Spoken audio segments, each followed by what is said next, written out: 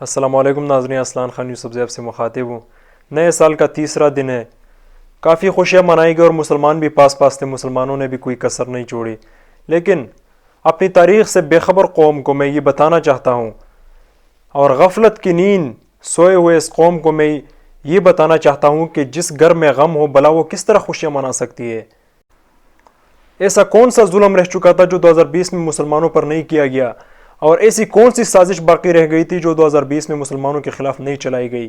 لیکن اپنی تاریخ سے بے خبر قوم کو میں جگانے کے لیے یہ بتا دوں کہ 2020 میں سب سے پہلے میکرون کا یہ سٹیٹمنٹ کہ اسلام کرائسس میں ہے اور فرانس کے سیکولر ویلیوز کو بچانے کے لیے اسلام کے پرنسپل اور اصول کو قربان کرنا ہوگا۔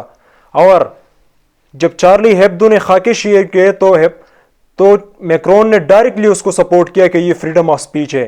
بات صرف یہاں تک نہیں رکی، اس کے بعد آسٹرین کے چانسلر نے اسلام کو پولیٹیکل اسلام کا نام دیا، اور ساتھ یہ بتایا کہ جتنی بھی ٹیررزم دنیا میں ہو رہی ہے اس کے پیچھے پولیٹیکل اسلام ہے، اور پولیٹیکل اسلام کو اس نے ایک جرم قرار دے دیا، اور ساتھ یہ بھی کہہ دیا کہ ہم نے مل کر اس کے خلاف لڑائی کرنی ہے اور ہم نے پولیٹیکل اسلام کو ختم کرنا ہے۔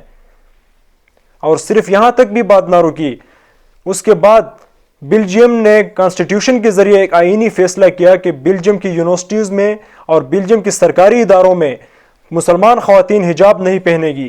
لیکن فخر ہے بیلجیم کی مسلمان خواتین پر کہ وہ حجاب پہن کے باہر نکل آئی، اور ایسا عظیم الشان احتجاج کیا انہوں نے کہ بیلجیم کو گھٹنے ٹیکنے پڑے اور اپنا فیصلہ واپس لینا پڑا۔ لیکن کتنی افسوس کی بات ہے کہ پاکستانی خواتین دن بدن میری جسم میری مرضی کی شکار ہو رہی ہے۔ اور پھر اس کے بعد سویڈن میں قرآن کو جلانے کے لیے ایک ریلی نکالی گئی، اور اس کے ایک ہفتے بعد ناروے میں قرآن کے پیجز کو پاڑا گیا اور پاڑ کے پھینک دیا گیا۔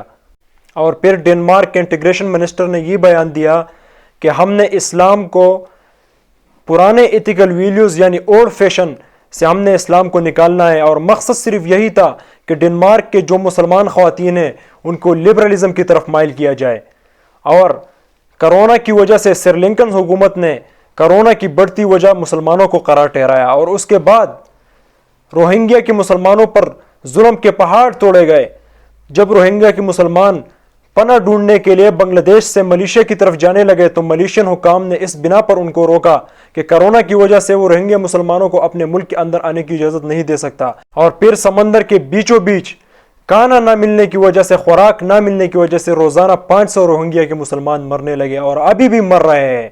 لیکن مسلم امت ابھی بھی غفلت کی نیند سو رہی ہے۔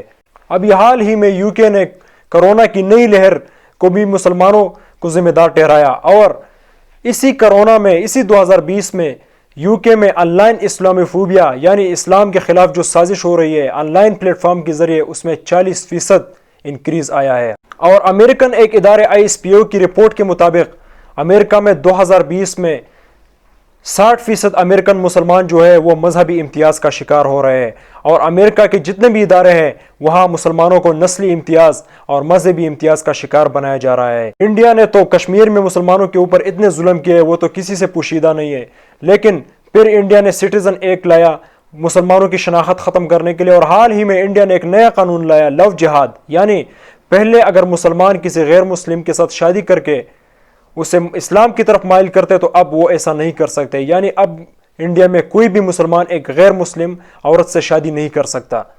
یہ مسلمانوں کے خلاف سازش چلائے جا رہے ہیں، اور ایسا کون سا ظلم باقی رہ گیا جو مسلمانوں کے خلاف نہیں کیا گیا؟ لیکن یہ امت ہمیشہ غفلت کی نیند سوتی رہی، اور پھر یہ ہوپ لگاتے ہیں کہ شاید 2021 ہمارے لیے اور شاید مسلمانوں کے لیے ٹھیک رہے گا۔ کس طرح ٹھیک رہے گا؟ اتنے سازشوں کے باوجود آپ کس طرح اس غلط فہمی میں رہ سکتے ہیں کہ 2021 مسلمانوں کے لیے ٹھیک رہے گا؟ میں آخر میں اس امت کے سامنے صرف ایک سوال رکھنا چاہتا ہوں۔ بے شک اللہ جسے چاہے اپنے دین کا کام لے سکتا ہے۔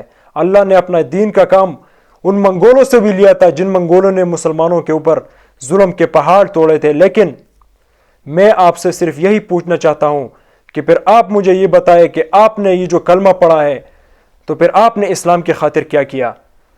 آپ نے اس کلمے کا تقاضا کس طرح ادا کیا؟ اور آپ پھر مجھے یہ بتائے کہ قیامت کے دن آپ پھر کس کے صف میں اٹھیں گے؟